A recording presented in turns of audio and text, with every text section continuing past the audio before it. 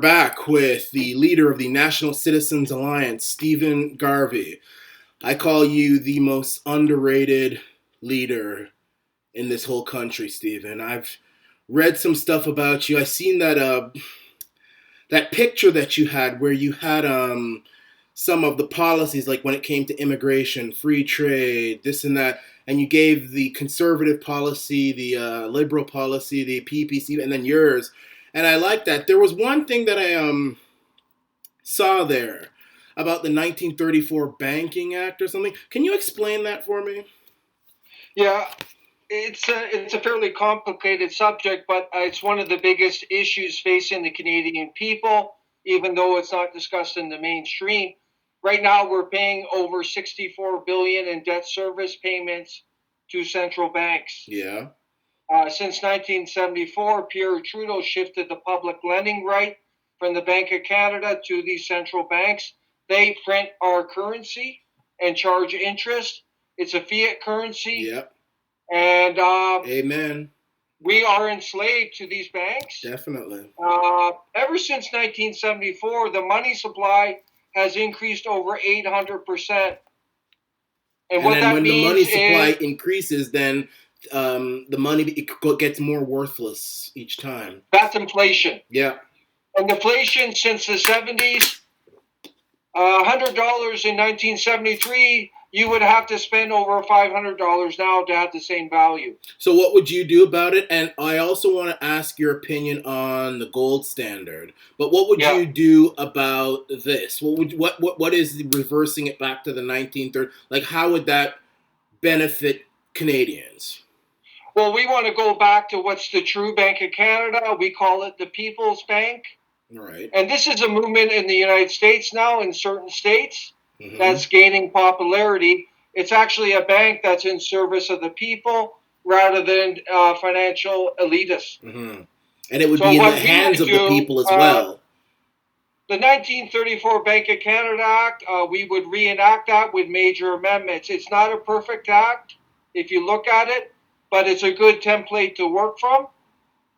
And we would reinstitute the gold standard as well. Because right now the Canadian currency is backed by other fiat currencies. Right, like the American dollar. Yeah, if they collapse, we collapse. So I just want to give my viewers, for those who don't know what the gold standard is. So the gold standard is basically where our money is backed by gold, the price of gold.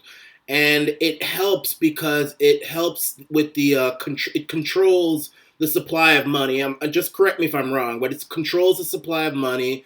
It keeps prices low because, of course, the amount of money is lower, and it's basically better economically for the people. Is there anything you'd like to add on that? Well, yeah, I think the main thing, the gold is real commodity, real value. Yeah. Fiat currency is just paper with numbers on it. It's just basically backed by nothing. It's backed by confidence. These central bankers control the wealth of Canada, the Canadian people right now. You're right. If there's a major financial collapse, where's your money? It'll be gone. And right now, I think it's through C-15, the federal government has legislated so they can come in and take your savings. Yeah. Can you explain that a little bit? There's very little detail, but it's over a certain amount of money. Right. They can come in and take your savings from your bank account, from your investments, and give you back stocks in the bank. Speaking of central banks. So that's probably. Yeah. Speaking of central banks, I've always said central banks, one thing they love is war, because war equals profit, because then the government has to borrow money and all this sort of stuff. I want to get into foreign affairs. You see what's happening with the Middle East and stuff, America and all. I want to know, first of all, Stephen Garvey, what is your opinion on, going into war with, like, Iran, for example? I know it's not having really anything to do with Canada, but in this age of globalism, anything can happen. I just want to know, what is your opinion on that? Do you think that we should go to war with Iran? It depends on the scenario and the threats to us. Right. But it has to be guided by what's in the best interest of our people, our country. Unfortunately, Canadian sovereignty is being eroded every day. Right. And this is principally through UN Agenda 2030, which Harper adopted in 2015. Right. It's being implemented on all levels of government. In our opinion, this should be the major election issue coming into the federal Agenda election, 2030, the direction of the country. Yeah. We are being transformed into what we call a globalist village with no distinct values, identity, heritage, cultural norms. Would you get out of the migrant compact, UN compact? That's only a lot of people are misinformed. Mm-hmm. The UN Migration Pact is a minor extension of UN Agenda 2030.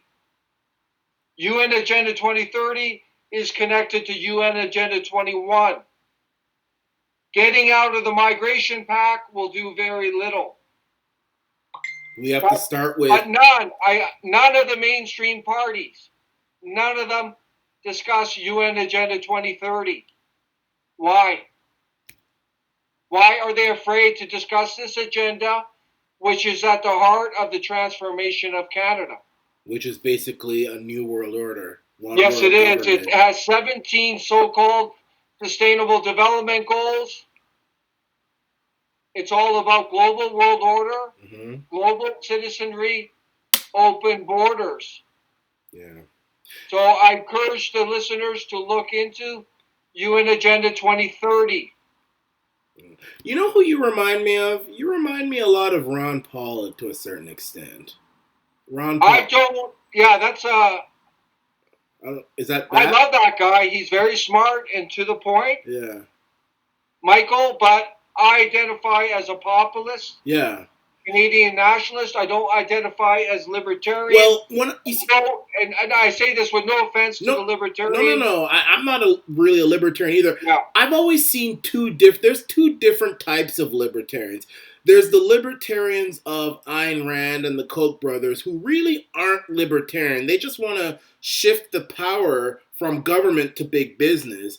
And then there's libertarians like Ron Paul, and I would even say you to a certain extent, even though you might not know it, who they talk about things like the gold standard. They talk about things like Agenda 21 and nationalism and, bringing Canada, back into control, Canadians controlling the fabric of Canada, which is pretty libertarian. I mean, libertarian away from globalism, whether it be big business or big money.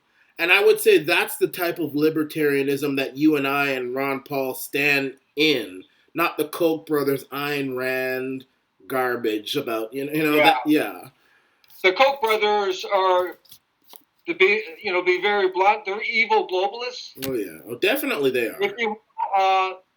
It's all about money and profit. They will bring in the cheapest labor. They could not give a damn about the Canadian worker. Yeah. That's why I view Bernier, to be very blunt, as a shyster, dishonest. He should have come out with his globalist libertarian agenda instead of hiding behind the facade of a so-called People's Party. Yeah. His party is going to implode based on its inherent dishonesty. Yeah, definitely. That's a fact, but we don't need to talk about him, but I want to talk. I want to talk about Ron Paul briefly, Michael. Okay, yeah, go ahead. Ron Paul has done excellent work on the Federal Reserve and fiat currency, so I encourage the listeners to look at some of his videos. Okay, I want to ask you, what politicians, famous politicians, or famous people in the media would you say most align with you, Stephen Garvey? Like, you could say this person. Who would you say, if somebody wanted to understand you, who would they have to listen to? Go. There's some great nationalist parties in Europe. We're in touch with some of them.